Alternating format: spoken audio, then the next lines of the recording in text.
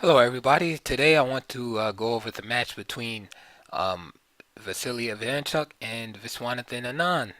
Match took place in 1992 in Linares, and it was an eight-game exhibition match. Vasily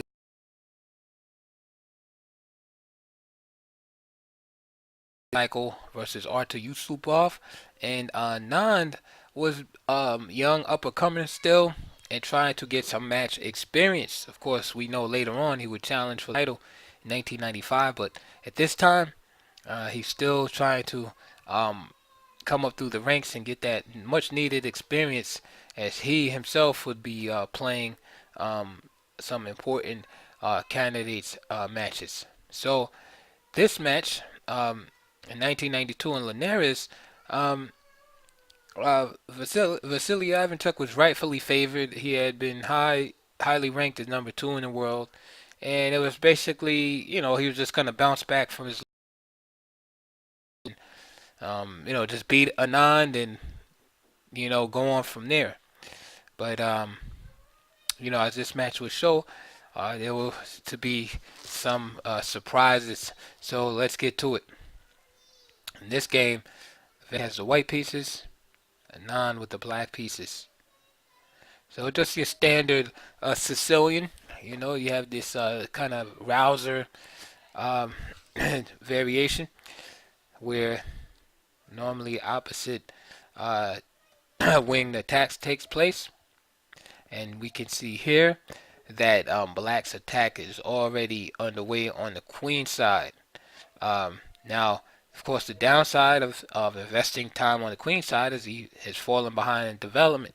However, um, one of the great things about the Sicilian defense is you have that pawn preponderance in the center, the e6 and d6 pawns, and this makes it very difficult for white, even with his lead in development, to facilitate any kind of quick breakthrough or kind of mating attack that could happen, say in games that begin with e4 and e5. You couldn't fall behind in development in those open games and really expect to last long. But in semi-closed games, like the Sicilian, you can kind of play around a little bit. You can fall somewhat behind in development, and since the position is somewhat closed, you can get away with it. So here we have it. So Queen A5 is played, and now A3 is played by Ivanchuk. Now this was considered a novelty at the time, at least at the top levels, and Queen F2 is considered a variation for players who are trying to draw quickly, as the idea is just Bishop B6. So B4, Bishop B6, and then you get this repetition. The other option is King B1, B4, Bishop takes F6, G takes F6, Knight E2, and Bishop B7.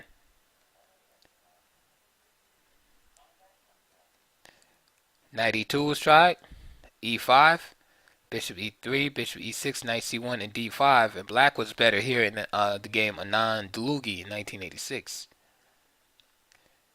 So King B1 followed by B4, and Bishop takes F6 was like the normal continuation. So G takes F6, and say Knight E2 and Bishop B7, and this took place in the game Techkovsky Kalifman. So for this game, Ivanchuk just simply played A3, halting the black progress on the queen side. And one thing I'll say about A3 is that this is kind of against Steiner's principles, which is defending as long as possible without creating a weakness. So Steiner's probably would have preferred, and I would too, prefer to move like King B1 before I played A3. Because the basic theory, you don't want to play, on the side where your opponent, is attacking or strong. But of course, these guys know when to break the rules and such. But I guess depending on, what your chess philosophy is. So a player like that adhered to like that Steinitz philosophy probably wouldn't play a3, but instead play a move like king b1. Trying to absolutely not make a weakness on the in that king's position unless absolutely necessary. So anyway, a3 was played, e5 by Anand, bishop e3, bishop e6, king b1, bishop e7, and g4. Okay, so now Ivanchuk is getting his king side play started. One of the major differences here that is very important is the fact that White has castled and committed his king over to the queen side, whereas Black has not castled yet. So yes, White is starting his attack over there, but the fact that the king is not over there means that Black doesn't have to react to all of White's advances over there on the king side. When advances on the queen side, it's very critical because the king is right there on b1. So this is something to think about for the remainder of the game. Instead of g4, h4 of course is an option. And it's rook b8, of course, preparing that old b4 push. Knight d5, queen d2, calming things down immediately. G takes f6, rook d2, and then f5. Right, using those pawns to batter the white center. So that's possible also, and I think white is a little better there actually. Ivanchuk chooses g4, and now rook b8. And now b4 is possible, but I like rook b8 of getting that extra piece in.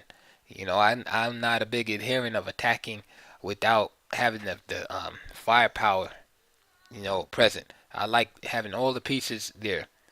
So b4 is possible, and for example, move like knight d5, then it's possible. And say bishop takes d5, e takes, and then rook b8. All right, and then maybe with the idea of castling, then white could definitely play h4. B4. Another idea is knight a2, and then d5. See, once the knight is driven away from the defense of d5, Black can liberate the bishop on e7 and free its position with this d5 break. A takes b4 and queen c7. So that was definitely an option for Anand to play the move b4. And the other idea after b4 is just simply if a takes b4, then queen takes, knight d5, e takes, and then bishop d7. And again, the game is pretty equal at this point. So b4 was an option for Anand, in other words. Okay, the most critical continuation out of those three I showed you was probably knight d5. Bishop d5 is pretty much necessary, and then e takes, and then followed by rook b8.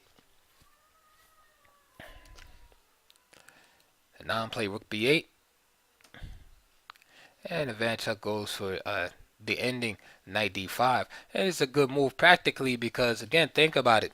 The black king is in the middle of the board and not in such a dangerous situation as the white king. So therefore, this combined with the fact that black's queenside attack is well advanced, it makes sense for for white to try to go into a structurally superior end game instead of trying to fight it out with all the heavy pieces on the board. Queen d2,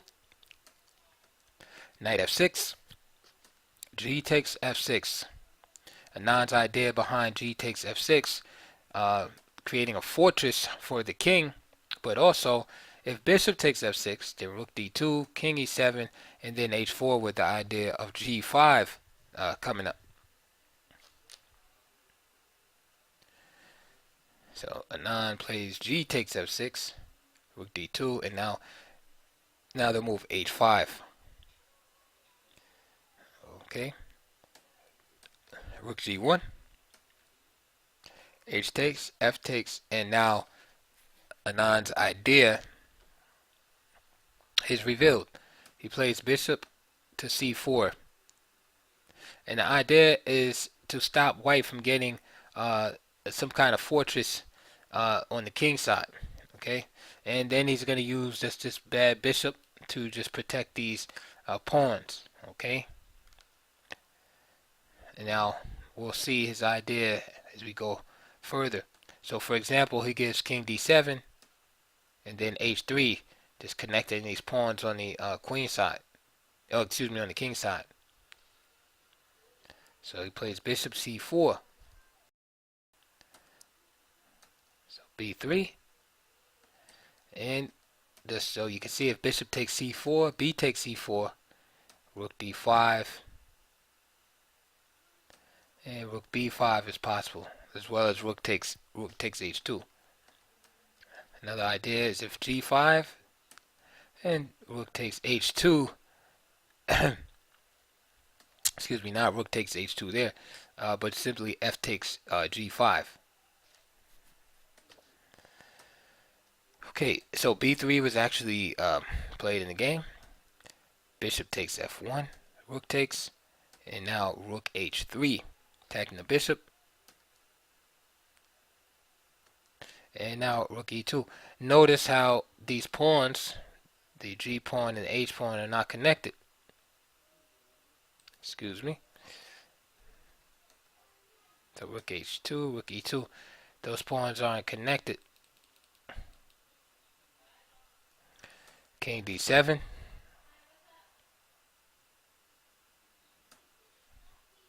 g5. King e6. G takes. Bishop takes. And now bishop d2. And now Anand clears for the advance of the f pawn and plans on bringing the other rook to bear on the white weakness. Bishop e1, f6, bishop g3, there it is, d5, e takes d5, king takes d5, rook f5. Now this is a good move by Ivanchuk. It forces black to lose some time. If he just jumped back in with king e6, that would be met by bishop takes e5. Rook e8 and rook takes f6. The idea is that the bishop can't be captured because the rooks would be doubled against the bishop on e7.